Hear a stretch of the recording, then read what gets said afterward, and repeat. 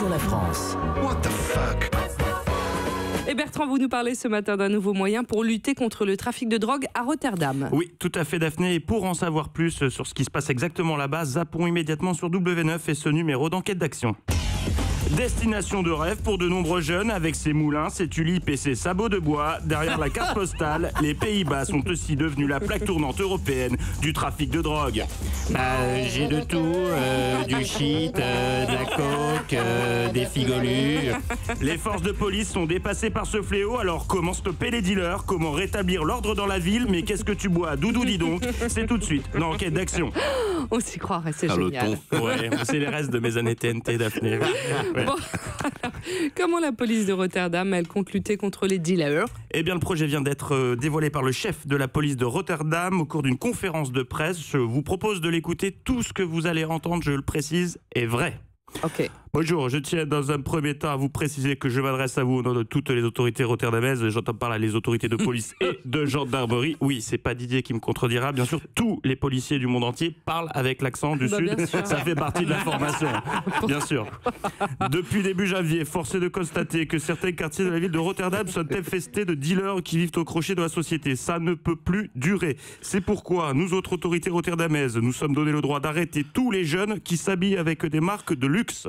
Mais comment ça, avec des marques de luxe? Vous êtes sérieux? Je vous jure que c'est vrai. La mesure n'a pas encore pris effet, mais dès que ce sera le cas, les policiers à Rotterdam auront la possibilité d'interpeller des jeunes hommes pour les interroger sur la provenance de leurs vêtements de luxe et confisquer les 10 vêtements si leurs justifications sont jugées insatisfaisantes. Oui. C'est-à-dire que s'ils ont des gros logos d'une marque connue sur leurs vêtements, tac, on les attrape. Oui, car nous partons du principe qu'il est intolérable que certains jeunes se promènent avec des vestes à 1800 € alors qu'ils n'ont aucun revenu. Ça encourage les autres à faire de même. Donc, le devoir qui nous incombe, c'est de décourager les jeunes qui voudraient se lancer dans la vente de produits illicites. Oui, bonjour, François Berthier, Rotterdam Matin. Ne pensez-vous pas que cette mesure pose des problèmes éthiques? Écoutez, je vois très bien où vous voulez en venir. Je tiens d'ores et déjà à vous préciser que vous pouvez vous carrer votre bien-pensance gauchiste là où je pense. Je tiens cependant à rassurer les jeunes touristes. Vous n'êtes pas concernés par cette mesure.